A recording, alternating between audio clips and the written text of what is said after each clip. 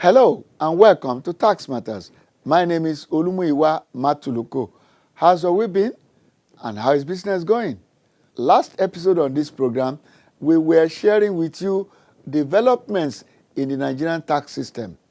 And in doing that, we were using the courtesy call that was paid on the management of the Federal Inland Revenue Service by the chairman and members of the Presidential Advisory Committee Against Corruption, PACAC.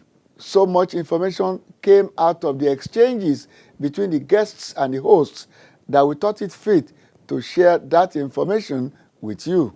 In welcoming his guests, the Executive Chairman, FIRS, Mr. Babatunde Fowler, spoke about efforts being made to reform the Nigerian tax system, including realignment of staff of the agency, as well as efforts aimed at sanitizing the process of issuing tax clearance certificates.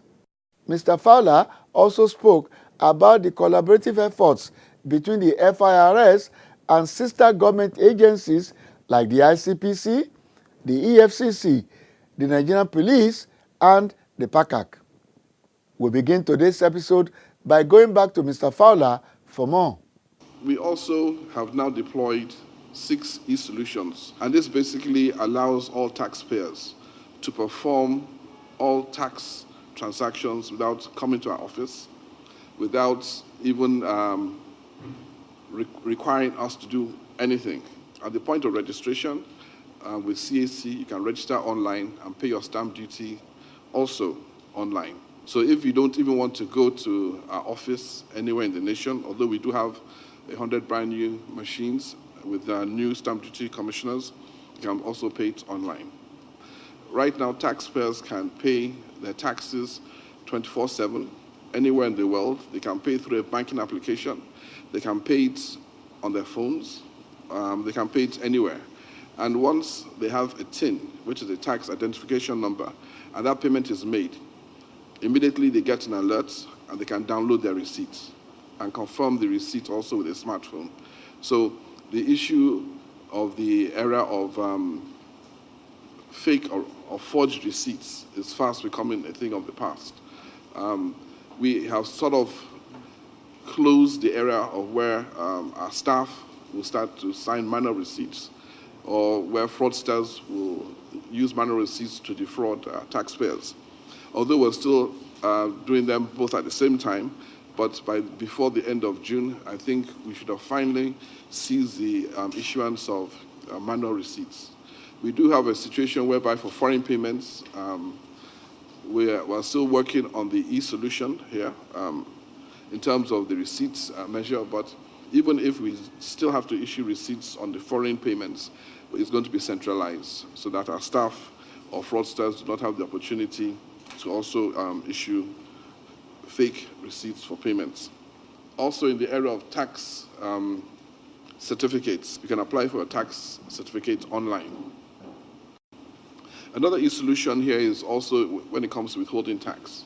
We had situations whereby companies, organizations will deduct withholding tax and not remit. Now, by law, they're supposed to deduct and remit by the 21st of each month. And the withholding tax payments basically are payments that belong to other taxpayers. And when they file their returns at the end of the year, they use that as a credit. We've had situations whereby a lot of companies, including state governments, would not remit withholding tax deducted. But with this new system, within 45 days, any taxpayer who has his withholding tax deducted will know whether that withholding tax has been remitted or not.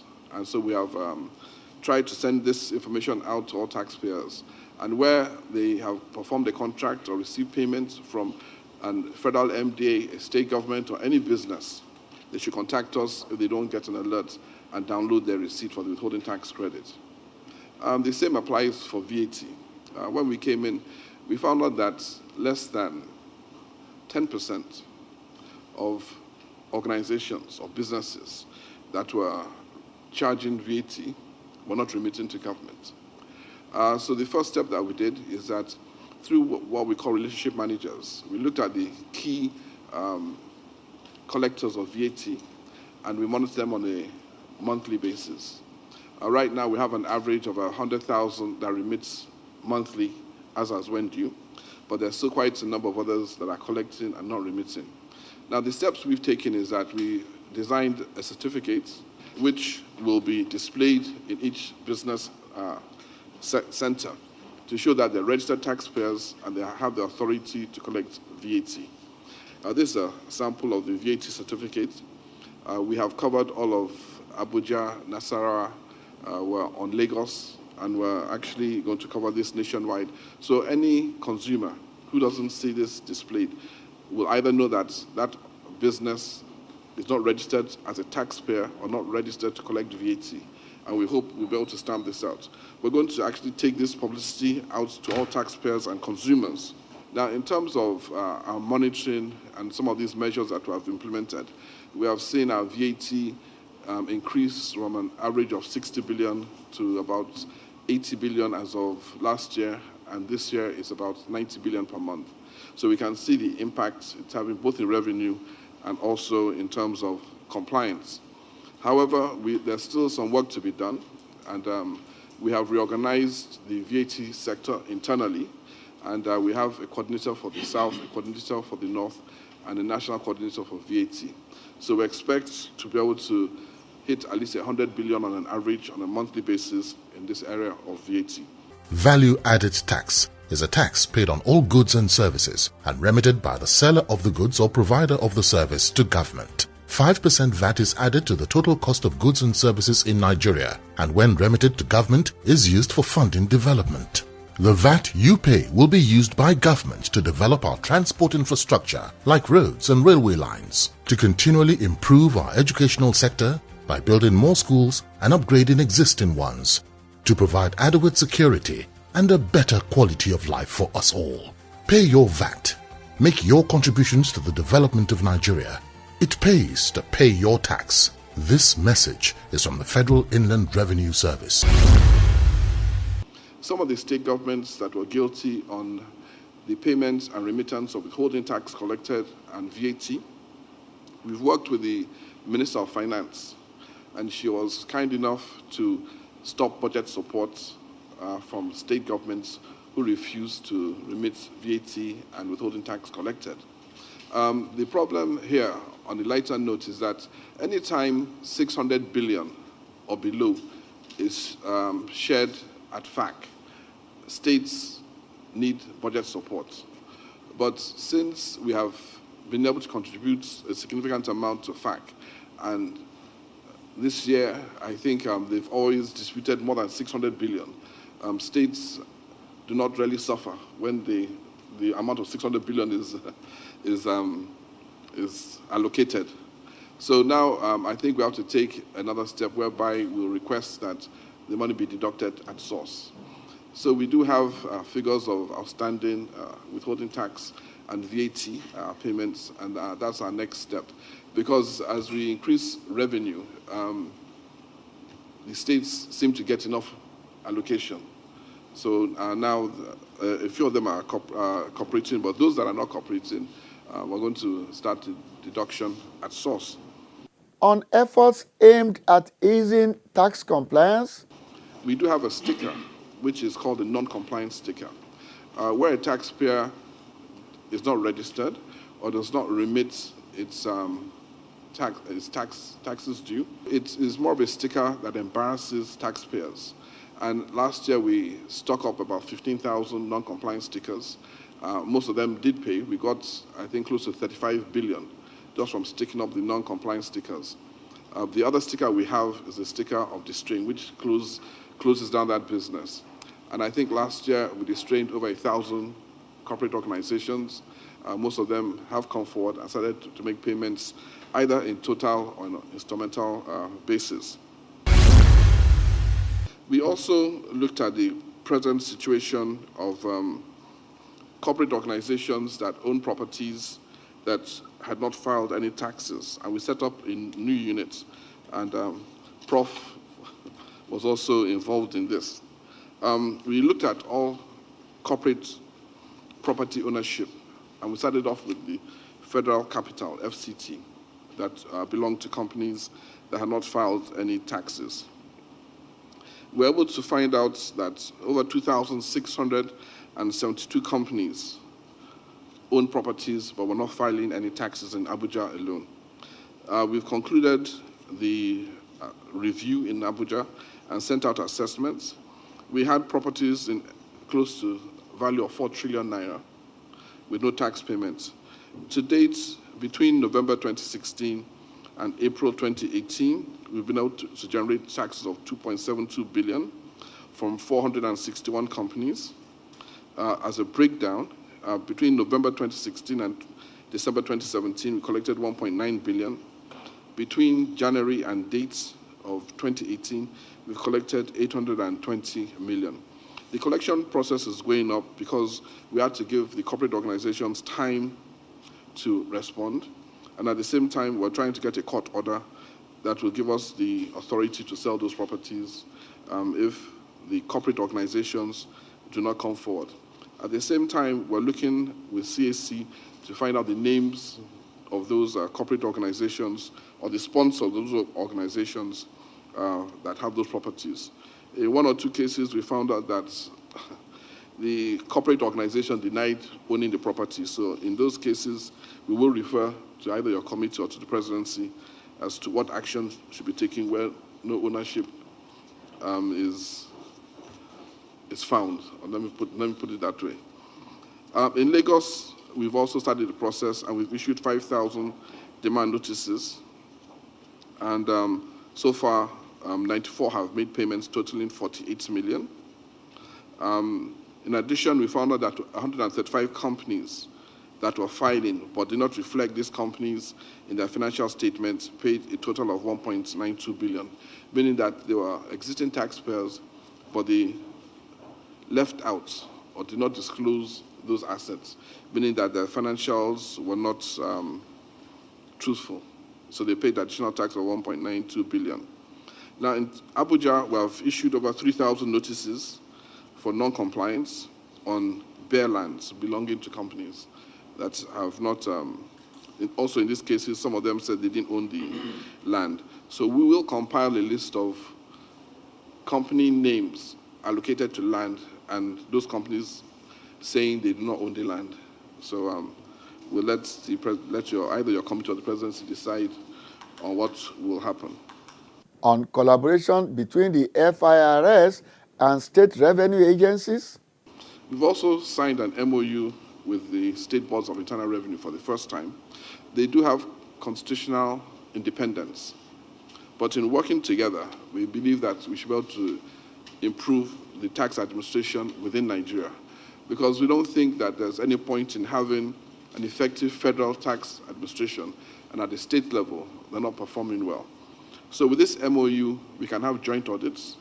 We've exchanged tax information on our databases, and through that, both the state and the FIRS were able to expand its tax base, and it's working quite well. And under the Joint Tax Board, we're also consolidating, and we're having a tax database of all taxpayers within Nigeria. So at the touch of a button, if a tax official in Kano wants to see the tax status of someone in Lagos, you'll key in the number, and that information will be provided. Because what we have found out is that people will register in one state, maybe where the system is not that effective, and go to another state and try and maybe buy a property of maybe 10 million. And in their home states, they're paying 100,000. So at the next location, the tax administrator will be able to key in the button and see exactly how much has been paid, and also take whatever action is required.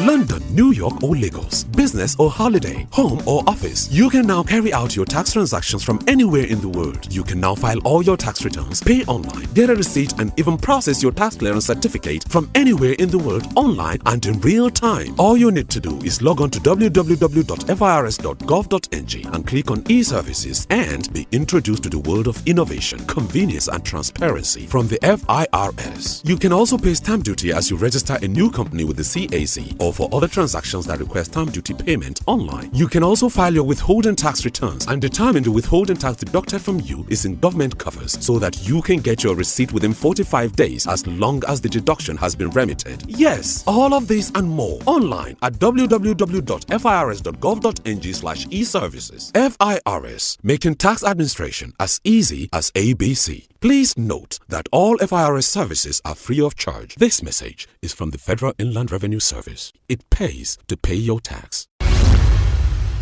The chairman and members of the Presidential Advisory Committee sought clarifications and made observations. The third one, which is more critical, is on illicit financial flows. One of the things that PACAC has tried to do and has actually succeeded is to put the matter of asset recovery and return in the conversation that goes on out there. Work shows that developed countries are happy to recover, but they are very reluctant to return. We've been engaging at various levels on this matter. The bit that they do not want to put on the agenda is tax that has been evaded by big corporates from our country. All of us agree now that illicit financial flows is coming up in the conversations and all that. We would love to know what FIRS is doing towards diminishing IFF and taking that conversation up. I'm aware of the MOU with ATAF and the value that brings to your work. You said a number of things can be done now electronically. For example, our tax certificates available for anybody online, everybody and anybody who has paid tax. But it's good to give this sort of information to civil society. People who want to aspire to certain positions, if they only start paying tax when the ambition crystallized, last year, 2 years ago, 3 years ago, what's been your tax record for 10 years? If you say you've been, all along. So it shouldn't be just because tax certificate is one of the things you file. Maybe that INEC will look at, what's been your tax sensitivity? Have you been, a citizen that has been? So it will be helpful. How far back can we go? For example, with this new innovation tool. There are videos all over the place, some of which I'm sure you've seen, of human beings who spray bundles at parties without prejudice to other offenses they might be committing. I think they are good targets and candidates for FIRS. It would be nice, proactively, to try and find out who are those people. And I'm sure law enforcement agencies, this is something that we've raised with other people. We'll be able to find out who are these people. We noticed that you had a very nice party the last time and sprayed bundles. I mean, they'll carry the thing on the American style, and then sometimes they use a machine. It would be nice, to the extent that they are Nigerians, to find out what they're paying as tax. I think all those who studied in the US or studied criminology will appreciate the importance of FIRS beyond the matter of revenue generation, particularly in the area of corruption. Because in the US, when the government was not able to deal with organized crime and serious corruption, they rely on the IRS to deal with such high-profile cases. To that extent, one is able to see the importance of your organization beyond just generating revenue. First is about TIN. Initially, my understanding was that it's going to be the same number across the country, irrespective of whether you register with the state or the federal. Apparently, that is not the case. I remember an organization asked me to give them a TIN, and when I gave them, they kept calling back and saying, no, this TIN is not it's not a TIN, it's not a TIN. And I was wondering what was happening until I had to tell them. I said, this was obtained from PRRS, Plateau Inland Revenue Service. And so I don't know what we are doing to at least make them, so that we don't have to go across all the 37 states obtaining, if not 38, obtaining TIN in order to, if you operate across different states, and you do something here, there, 5% withholding tax, and what is available there is different. So that's, I think I read something about is it JTB you call it, saying they are harmonizing. I don't know how far you've gone in that respect. The second one is about VADs. Maybe it's directly, this is my understanding, and I don't know whether also you you are keeping quiet for now.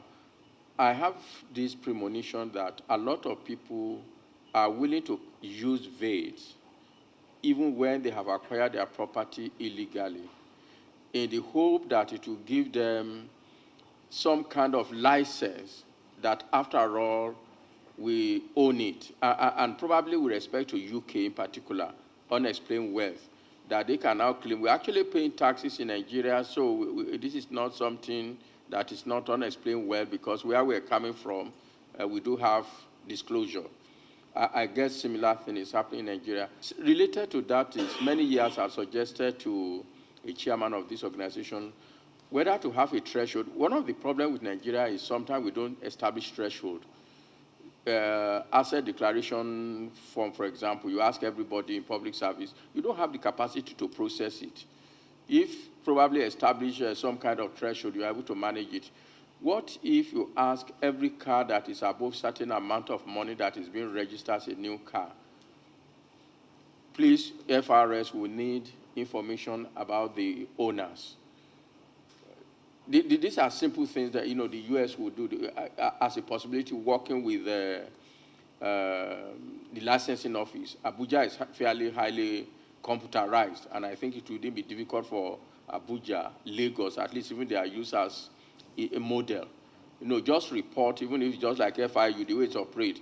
If a car above this threshold is registered, can you give us the information about the registry? And it probably can be correlated with what tax has this person paid to be able to acquire a 40 million car. Mr. Fowler responded accordingly. Now, in the example you gave with motor vehicles, those are things that Lagos had been doing for years. When we did it, anytime you register a new vehicle, we check your name on the tax database. If it's not there, we write you, and even if it's there, we look at the tax you paid, and then we assess the value of the car.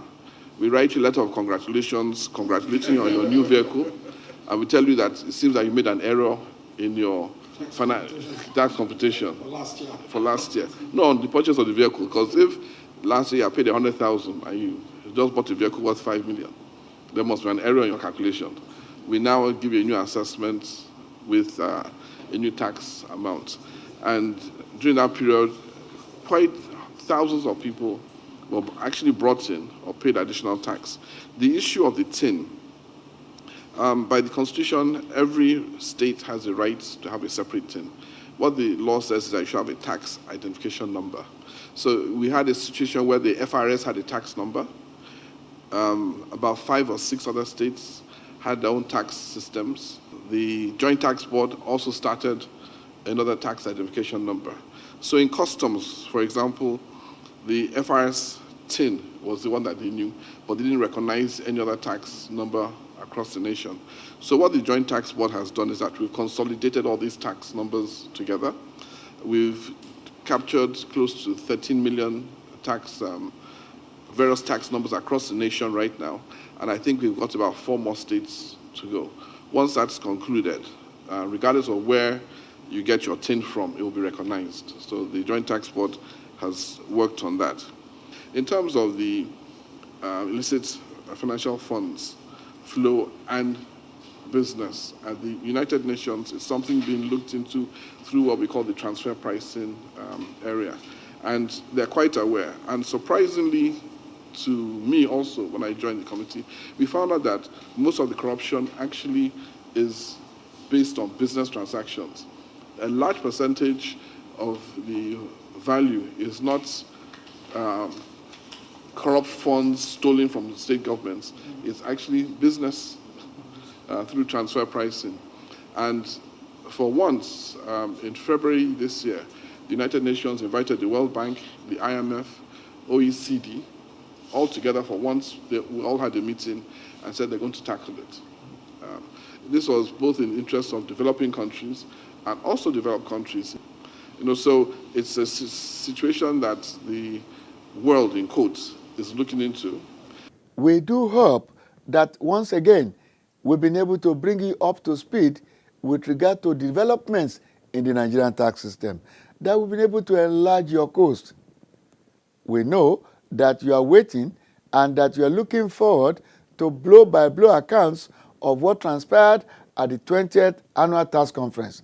That will come to you next episode. See you around. Thank you for watching.